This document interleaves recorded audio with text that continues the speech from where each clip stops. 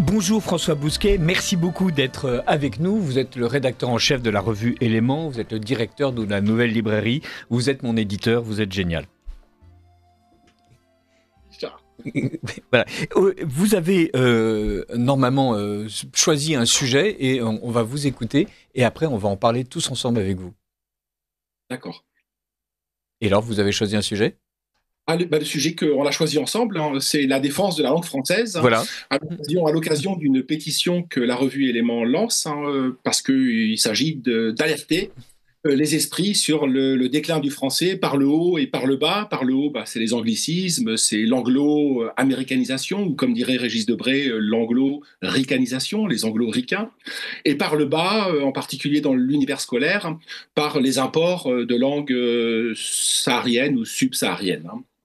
Alors, en même temps, on peut se dire, par exemple, quand j'étais petit, on disait 50-50, et en fait, il y a toujours eu dans la langue populaire des apports américains, anglais, arabes, asiatiques, gitans, un surin, en fait, c'est tchouri, donc c'est le suriner, c'est un verbe voilà, qui vient d'Europe centrale. Donc, est-ce que c'est un véritable danger Oui, parce que c'est les effets de seuil. La langue française est une langue vivante, même s'il y a un canon. Le canon, c'est le grand siècle, c'est le siècle classique qu'il a fixé, en particulier avec la naissance de l'Académie française, qui a essayé de donner un corps formel, voire même parfois formaliste à la langue, à la différence des siècles antérieurs. Il suffit de comparer la langue de Rabelais et celle de Malherbe pour voir que le français s'est fixé, peut-être même d'aucuns diraient pétrifié. C'est ce que disait Céline, par exemple. Oui, il y a toujours eu des apports. Par exemple, les poètes de la Renaissance, il y a énormément d'italianisme à l'époque, puisque la Renaissance nous vient d'Italie. Et c'est le moment où on passe du moyen français, donc un français post-médiéval, un français qui n'est plus le français qu'on parlait au Moyen-Âge déjà, où les déclinaisons latines se sont totalement atrophiées, ont disparu pour donner place à ce qu'on appelle aux conjugaisons, au propre du français, la conjugaison et d'autres langues, bien sûr. À ce moment-là, il y a beaucoup d'apports étrangers. Les poètes de la Pléiade, qui pourtant étaient en Italie, déjà tiraient, si je puis dire, la sonnette d'alarme. Mais simplement, c'est les effets de seuil. Je veux dire, tout est poison, rien n'est poison. C'est le poison, c'est le dosage. Il y a une notion qu'on appelle, qui est innutrition, c'est le fait effectivement de nourrir la langue avec des mots qui viennent d'ailleurs, mais on voit bien à chaque fois que ces mots sont polis, épeauffrés. Voilà, il y a un mot allemand et ça devient chenapan, il y a paquetboat, ça devient paquebot, il y a riding coat, ça devient redingote, il y a bowling green, ça devient boulingrin, il y a medianoche, ça devient medianoche, et autrement, il y a la manière dont la France s'empare de ces mots, les distille, les tempère, les francise, alors que là, le danger que vous dénoncez, c'est le fait qu'il y a une submersion langagière, pour reprendre les mots de François Bayrou, que son nom soit béni, et qui vient en fait noyer le français sous les vocables étrangers. Voilà, vous l'avez dit, il y a un phénomène d'incorporation. Quand la langue est capable, est en position, parce qu'elle est dynamique, parce qu'elle est vivante, parce qu'elle est brillante, elle est capable d'incorporer, donc de s'approprier des mots étrangers pour enrichir son propre vocabulaire. Mais là, ça n'est pas le cas. Là, on est confronté manifestement, en tout cas si on s'en tient au diagnostic posé par l'éducation nationale et le corps enseignant, à un effondrement des niveaux de langage. Le point de départ de notre pétition, c'est les classements PISA qui reviennent année après année et qui nous rappellent qu'il y a un effondrement des savoirs fondamentaux en termes de mathématiques, mais surtout en termes d'apprentissage, d'orthographe et de lecture. Donc aujourd'hui, le français s'appauvrit, voilà. La langue n'a plus cette richesse-là. Et encore, nous, sur la pétition, on s'attarde sur les questions d'orthographe. Mais aujourd'hui, on a des logiciels de correction d'orthographe. On a Prolexis. L'orthographe, on la voit, mais la faute d'orthographe, on la voit, mais on l'entend pas. Mais il y a quelque chose de beaucoup plus grave qui attaque le cœur de la langue. C'est la syntaxe. Alors, je sais que c'est un mot qui est presque barbare, la syntaxe, parce que c'est un mot qui est aride. C'est un sujet qui est totalement inconnu du corps enseignant français, mais nos amis québécois ont fait pas mal d'études sur les fautes de syntaxe. Là où un élève moyen, un collégien moyen, un écolier moyen fait une faute d'orthographe, il fait 4 fautes de syntaxe. Ça veut dire que c'est le cœur même de la langue qui est attaqué. J'insiste sur la syntaxe parce que les linguistes, hein, qui ne sont jamais que des grammairiens sous un nouveau nom, hein, comme dans le théâtre de Molière, qui sont un peu des trissotins, ont complètement occulté cette dimension de la syntaxe. C'est le squelette de la langue, hein, c'est le squelette de la pensée, c'est l'armature de la pensée. Si vous attaquez, si vous corrompez ce squelette, hein, bah, vous vous interdisez de penser, surtout pour nous Français. Nous, Français, la langue française a ceci de particulier, c'est qu'elle obéit, à la différence du latin, à un ordre linéaire, hein, le sujet, verbe, complément. En neurologie, on parlerait d'intelligence séquentielle, hein. Notre langue est séquentielle, c'est-à-dire qu'elle avance par pan, par séquence logique, hein. C'est ça la syntaxe, hein. La syntaxe, c'est l'unité de sens de la phrase, hein. Or, de toute évidence, moi, si je m'en tiens par mon métier de journaliste, je suis amené à faire des reportages, hein, dans le monde, dans l'univers scolaire, hein. Si je m'en tiens à ce que me disent les professeurs, hein, on ne le dit pas dans la pétition, mais quand on parle de lycées qui sont les REP, donc les réseaux d'éducation prioritaire, hein, voire même des niveaux supérieurs, les réseaux d'éducation prioritaire, hein, en sixième, en cinquième, la moitié des gens, hein, la moitié des élèves ne savent pas lire et écrire. Moi, les profs me disent qu'il faut occuper les mains. Il y a deux consignes dans ces REP+, donc on parle de la grande banlieue, avec des niveaux de grand remplacement vertigineux, 80, 90%, 95%. Les profs me disent il y a deux choses capitales pour nous quand on enseigne, c'est ne jamais tourner le doigt à nos élèves, parce qu'on ne sait pas ce qui va se passer quand le prof ne regarde pas, et l'autre, il faut qu'on occupe leurs mains, pour pas qu'ils se mettent des tartes ou qu'ils sortent un couteau. Et qu'est-ce qu'on leur fait faire en sixième, en cinquième? On leur fait faire des coloriages. Voilà, on leur fait faire des coloriages, hein. On leur fait colorier en jaune le Mali, en noir l'Algérie, que sais-je, hein. Donc c'est dans ce contexte-là que cette submersion sémantique, lexicale, hein, agit. Si les anticorps de la langue française, hein, si la langue française était suffisamment saine, hein, elle pourrait se défendre précisément de cette subversion étrangère, se l'approprier, se l'incorporer. Mais on n'en est pas là. On est dans un niveau de langue qui s'est effondré sur lui-même, la syntaxe, la disparition, c'est frappant, la disparition de la richesse, hein, temporelle du français. Je ne parle pas seulement d'indicatif, je parle du subjonctif. Le subjonctif reste aujourd'hui, au subjonctif présent, que dans quelques phrases, hein. Il faut que je sois à l'heure, c'est tout. Donc on perd toutes ces nuances, hein. Le vocabulaire lui-même, on considère qu'un Français moyen utilise de 3000 à 5000 mots. Moi je regarde Enfin, le langage. et pardonnez-moi, il utilise de 3000 à 5000 mots, c'est-à-dire il maîtriserait le sens de 3000 à 5000 mots, mais son vocabulaire actif, c'est-à-dire celui qu'il utilise fréquemment, est en fait beaucoup plus réduit. Il est très réduit, donc il en arrive à des chiffres. Moi, je rappelle toujours, un perroquet est susceptible, capable, un perroquet lambda, si je puis dire, il peut mémoriser 300 mots. Si on arrive, alors évidemment, si vous avez 300 mots, si vous disposez d'un répertoire de 300 mots, par définition, votre pensée va s'atrophier, va se rétracter. Donc il faut alors le français, sauf faire de ma part, on doit être à 100 000 mots ou 70 000 ou 100 000 mots. Donc c'est dire la richesse, c'est dire la palette, hein, de nuances dont on dispose, hein, et dont on va se priver. Donc je le redis, c'est dans ce contexte-là, si nous étions une langue dynamique, hein, qui était la langue française qui se parlait jusqu'au XIXe siècle dans les cours européennes, hein, à Saint-Pétersbourg, ou dans les principautés allemandes, hein. Là, oui, bien sûr, on pourrait évidemment nourrir le français de quantité d'anglicisme ou d'arabisme, hein. Et alors, on va peut-être faire juste une parenthèse. Comment est-ce qu'on fait pour signer votre pétition? On va sur le site d'Éléments, soit on est abonné à notre newsletter, soit on va sur le site d'Éléments, où il y a cet appel urgent pour défendre la langue française. Le site d'Éléments, donc c'est revue-éléments.com. Élément avec un S, sans S? Avec un S, hein. Voilà. François Bousquet, l'autre attaque de la langue française, elle vient plutôt des pays anglophones. Sur Radio Courtoisie, vous le savez, on se bat justement contre ces anglicismes. Quelle est l'influence justement de cet anglais, et je dirais même plutôt de cet américain, dans la langue française aujourd'hui?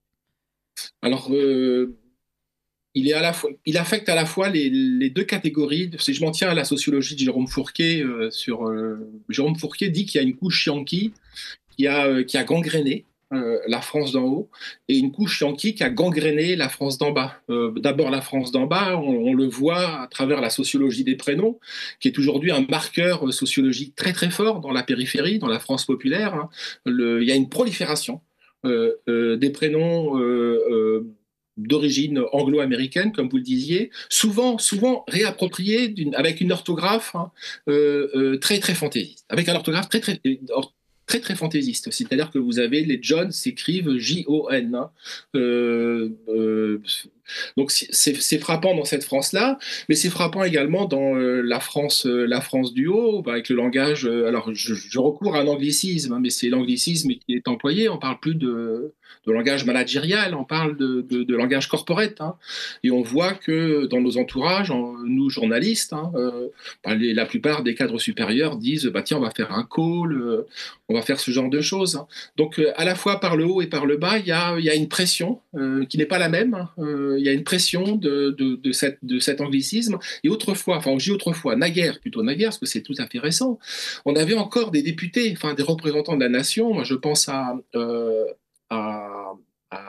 Jacques Toubon, pardon, qui en 94, et à l'époque, il y avait des académiciens qui se mobilisaient. Si vous regardez aujourd'hui le nombre d'académiciens qui se mobilisent pour la défense de la langue française, il y a Éric Orsena, il y en a quelques autres, mais c'est pas avec la même énergie que pouvait mettre dans les années 90 un Jean Dutour à défendre, à porter un souverainisme linguistique ou un identitarisme linguistique.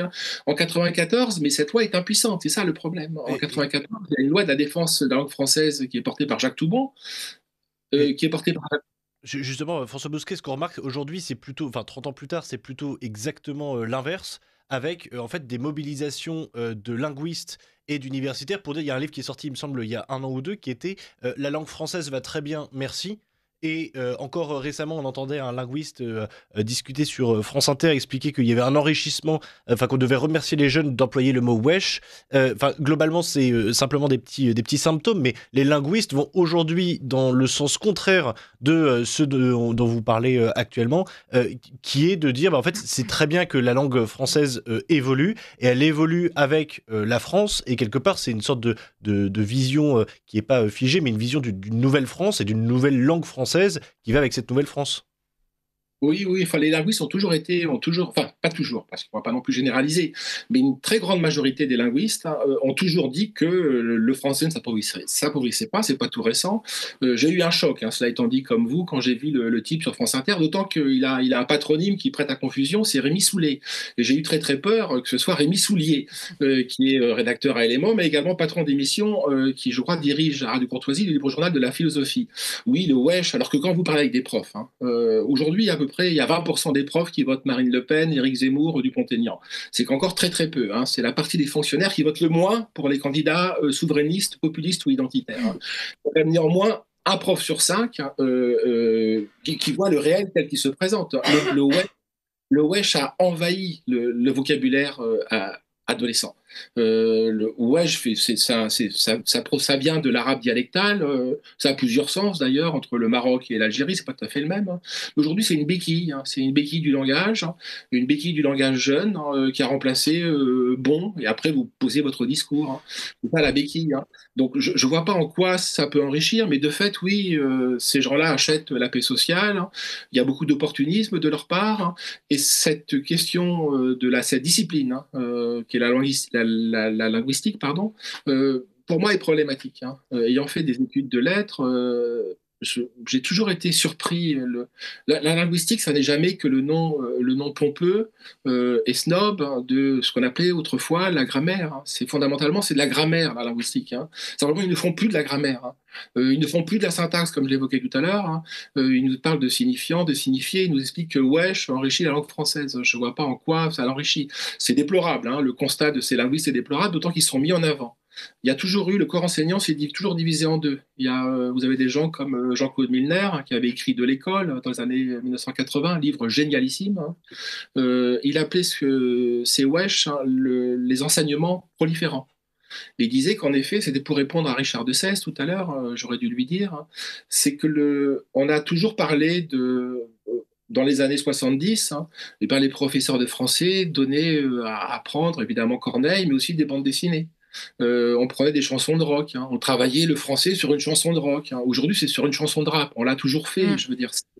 Il y a toujours eu des enseignants qui ont procédé ainsi, c'est-à-dire tiré vers le bas.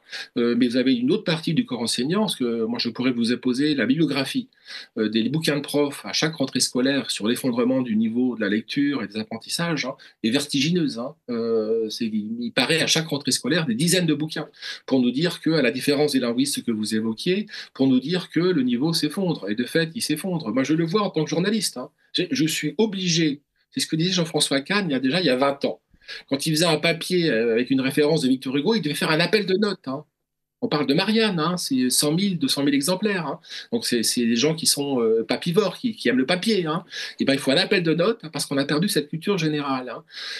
Ou ce qu'on appelait autrefois la grande culture. Donc on est obligé, moi quand je fais un papier, c'est comme un chien d'aveugle quand je fais un papier. Enfin, ça dépend du support, bien sûr. Mais je m'adapte en fonction de mon support, mais je suis un chien d'aveugle. C'est-à-dire que je suis obligé de mettre des balises dans ce que j'écris pour situer dans la temporalité tel ou tel événement qui était censé être partagé et relevé du legs commun qui nous appartenait à tous. Mais justement, François Bousquet, généralement, ce que ces gens vont expliquer, c'est que vous avez la grande culture, donc la culture bourgeoise, et que en fait, vous avez un mépris de classe pour la culture populaire, qui serait la culture du rap, qui serait la culture des chansons, etc. C'est-à-dire que, en fait, il y a une sorte de démocratisation et de réappropriation par le peuple, c'est ce qu'on pourrait dire aussi, ou en tout cas par certaines classes du peuple, de la langue qui était détenue autrefois par les académiciens et par des spécialistes, entre guillemets. Je suis partagé. Il y a toujours eu un débat entre, surtout nous éléments, ce qu'on appelle la grande culture et ce qu'on a appelé après la culture générale et les petites cultures qui relevaient des appartenances communautaires, locales. Il est difficile de faire dialoguer ce qu'on appelle des petites cultures sans dimension, sans connotation péjorative. Pourquoi ? Parce qu'il n'y a pas de passerelle. Il n'y a pas de langage commun. D'où la grande culture. Et la grande culture, en France, elle émerge quand même très, très, très tôt. Pour avoir beaucoup lu Marc Fumaroli, pour comment le français s'impose. Alors évidemment, c'est du français médiéval, j'en conviens. Mais néanmoins, notre langue aujourd'hui procède de ce français médiéval et il s'impose dès le XIIe et le XIIIe siècle, à partir de l'Île-de-France. Non seulement il y avait une dispute entre le langage du nord de la France et du sud de la France, entre les pays d'Oïl et les pays d'Oc, mais au sein des pays d'Oïl, donc du nord de la France, il y avait également, si je puis dire, et je recours à un vocabulaire un peu darwinien, un struggle. Il y avait une lutte pour la suprématie, et cette lutte pour la suprématie a été emportée par la cour, par nos rois, qui ont imposé la langue d'Île-de-France. Et Fumaroli rappelle que dès le XIIe, XIIIe siècle, il y a déjà un snobisme. Il y a déjà un snobisme. On a tendance à parler dans les cours en Champagne, ailleurs, à Dijon, on a tendance à considérer que le langage est un langage un peu rustique. Et donc, il y a un effet de snobisme qui fait que le français va peu à peu s'imposer. Alors, je m'éloigne du sujet de la réponse que je voudrais quand même vous apporter. Il ne peut pas y avoir de langage commun lorsque les petites cultures sont étanches les unes avec les autres. La culture jeune, par définition, est étanche. La culture jeune, sa durée de vie, c'est 10-15 ans. Voilà. Elle n'est pas susceptible de produire un langage intergénérationnel et intercommunautaire. D'où le recours à la grande culture. Le recours à la grande culture nous permet à nous, Français, pauvres, riches, hommes, femmes, hommes du Sud, hommes du Nord, de pouvoir dialoguer en commun et d'avoir un patrimoine commun. Ce patrimoine, c'est la culture, qui fonde notre identité. Une partie de notre identité, parce qu'il y a d'autres dimensions dans l'identité. Si on renonce à ça, par démagogie, en nous expliquant que cette culture jeune doit aujourd'hui, on parle de slang, j'ai vu plein de reportages récemment sur cette prolifération des mots jeunes, je le redis, à part un mot ou deux, aucun ne vont survivre. Et ils appartiennent en propre à une tranche d'âge. Alors on peut enfermer cette tranche d'âge dans sa bulle générationnelle, pourquoi pas, simplement de fait, elle-même sera incapable de dialoguer avec des gens qui seront qui aujourd'hui est incapable de dialoguer avec des gens qui sont plus âgés qu'elle, et demain sera incapable de dialoguer avec des gens qui seront plus jeunes qu'elle. Donc si les professeurs veulent réellement étendre la culture à tous et puis faire en sorte que tout le monde soit posé sur un pied d'égalité, il faudrait commencer par rétablir un français qui soit le français originel pour tous, et arrêter justement de vouloir se mettre au niveau des jeunes. On voit ces professeurs, vous en avez parlé, qui, pour essayer d'attirer l'attention de leurs élèves, vont leur proposer de travailler sur des textes de rap ou autres. En réalité, s'ils veulent leur rendre service et leur assurer d'être inclus dans la société, il faudrait les forcer justement à étudier, à maîtriser ce français simple et courant. Oui, si on veut pouvoir dialoguer dans le cadre de la nation ou dans le cadre du continent au niveau européen, il faut qu'on ait quelque chose en commun. Et si les profs renoncent à ça par démagogie, par pédagogisme, par bourdieusisme, parce qu'en effet, nos pédagogues ont considéré que cette grande culture était le propre d'une bourgeoisie et qu'elle avait un avantage compétitif dans la lutte scolaire parce qu'elle maîtrisait des codes que ne maîtrisait pas la France, les catégories populaires. Or, n'en déplaise à Pierre Bourdieu et aux pédagogues, nos grands-parents, qui étaient pour la plupart d'entre nous qui étaient paysans, avaient un dictionnaire à la maison et savaient lire Victor Hugo. Oui. Et dans ce dictionnaire, il n'y avait pas le mot wesh, parce que c'est ce qui se passe en fait, c'est qu'on rajoute ces mots au dictionnaire maintenant. Le Larousse comporte ces nouveaux mots. Mais je vous dis, c'est absurde, parce que le Larousse et le Robert, parce que ce sont des mots qui sont frappés de péremption. Ce sont des mots qui ne fonctionnent que dans une bulle, que dans un cadre générationnel, qui n'ont pas vocation donc, à se transmettre. Mais de deux choses l'une, ou bien l'école privilégie les savoirs,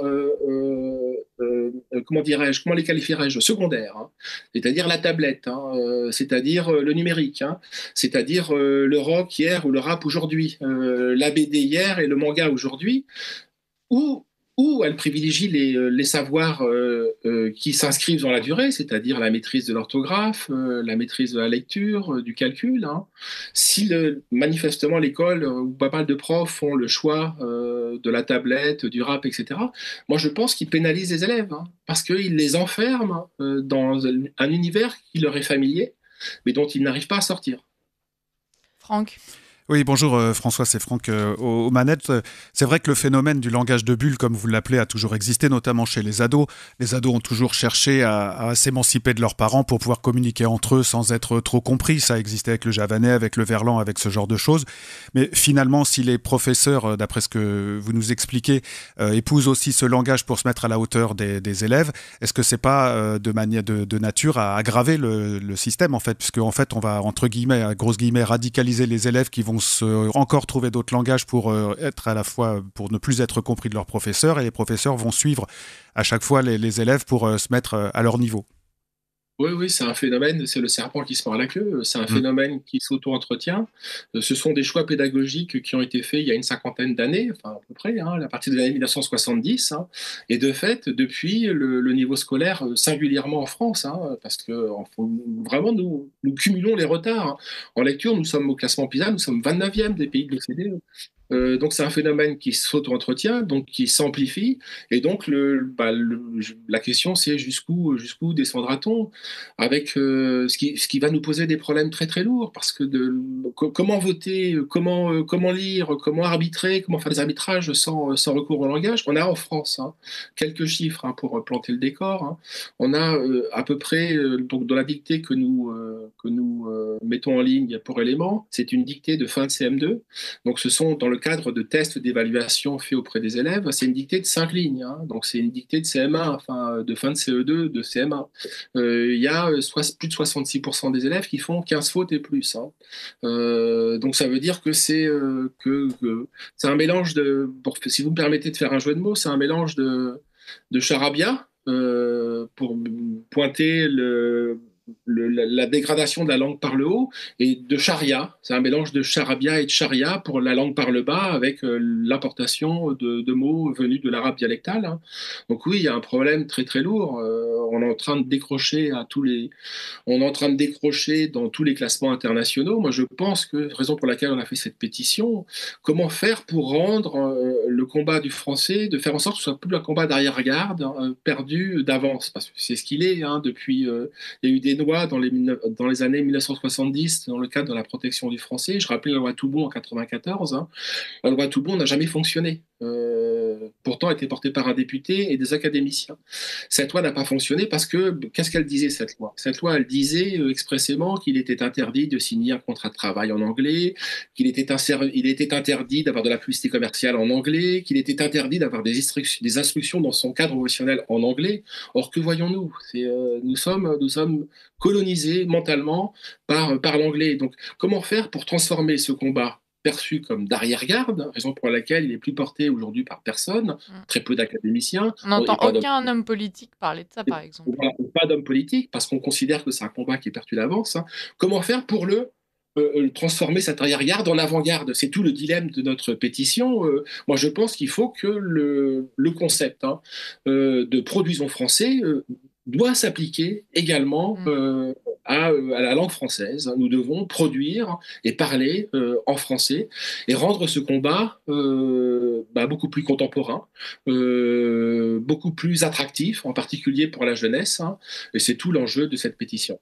Maëlys Clausel. François Bousquet, vous n'êtes pas sans savoir que l'intelligence artificielle émerge dans notre société. Les professeurs, visiblement, s'en inquiètent, notamment lorsqu'on voit des jeunes étudiants ou des jeunes en général l'utiliser de plus en plus, notamment pour réaliser le moindre effort. Qu'est-ce que vous en pensez, vous? Est-ce que vous pensez qu'il va y avoir une influence notable sur l'orthographe des élèves, ou alors est-ce que ça va peut-être les aider à s'améliorer ou simplement sombrer dans la paresse? C'est vrai, c'est difficile à répondre parce qu'en effet, ces robots conversationnels sont impressionnants. Alors qu'ils sont, je parle de robots conversationnels mis sur le marché, ils sont manifestement à un stade balbutiant, et pourtant d'ores et déjà un stade balbutiant. Je pense à la dernière version de ChatGPT, c'est déjà redoutablement efficace. Moi, j'en suis revenu à penser que le ChatGPT écrit mieux que la moitié de mes confrères, au moins. Alors qu'on parle d'une version rudimentaire qui s'auto-entretient et qui s'auto-enrichit au fur et à mesure qu'elle reçoit de plus en plus d'informations. Alors, je ne veux pas faire l'apologie de Laurent Alexandre, c'est pas tout à fait ma chapelle, si je puis dire. Mais Laurent Alexandre dit qu'il y a la question de l'égalité face à l'intelligence artificielle est redoutable. Les gens qui sauront s'en servir, apprendront, je crois, à écrire mieux. Parce que ChatGPT ne fait aucune faute d'orthographe. Je le redis, ça c'est assez simple. On avait déjà des logiciels très grossiers, Prolexis, qui permettaient de corriger une faute d'orthographe. Et surtout, nos smartphones, la faute d'orthographe est généralement gommée. Parfois, elle introduit des fautes, mais en général, l'IA de nos smartphones la retire. En revanche, en syntaxe, quel plaisir, quel bonheur de lecture. Vous mettez un mauvais manuscrit, il m'arrive d'en recevoir des mauvais manuscrits, vous mettez une mauvaise copie comme directeur de la rédaction et secrétaire de la rédaction, il m'arrive d'en recevoir, vous la mettez dans ChatGPT, et alors là, mon Dieu, c'est d'une propreté, il n'y a pas une faute de syntaxe. La langue est belle, puisque c'est une langue qui est à la manière de Molière, à la manière de Flaubert. Donc, pour répondre, je pense que les gens qui auront déjà les outils, grammaticaux, syntaxiques, orthographiques, lexicaux, donc une palette de langage assez riche, pourront se servir, positivement de l'IA. En revanche, ceux qui n'ont pas ces outils, l'IA va accompagner la baisse de niveau, sans aucun doute. C'est le paradoxe de notre temps. Jamais on a eu autant d'outils. Alors Google y a renoncé, mais Google avait un immense projet de numérisation de la totalité des productions écrites de l'humanité. Et ça coïncide, c'est le rêve de Michel-Ange, c'est le rêve de Balzac, c'est le rêve de Shakespeare, ou de Goethe. Ça coïncide avec un effondrement, c'est-à-dire que au moment où on peut numériser tout Goethe, les gens susceptibles de comprendre et de déchiffrer la pensée de Goethe sont de moins en moins nombreux.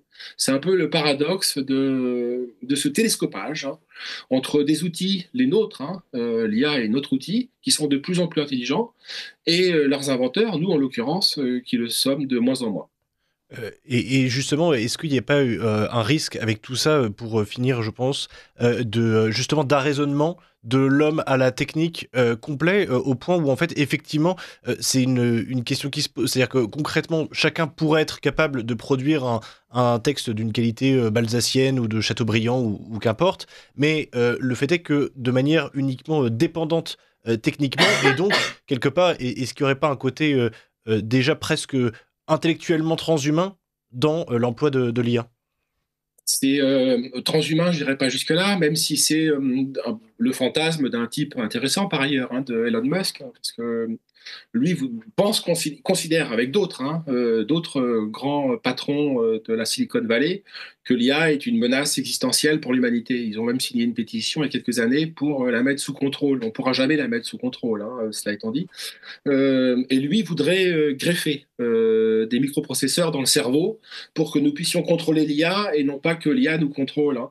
C'est tout le dilemme de la technique et des enjeux de la technique. Ce sont nos outils. Et dans quelle mesure nous ne sommes pas en train de devenir les outils, nos propres outils.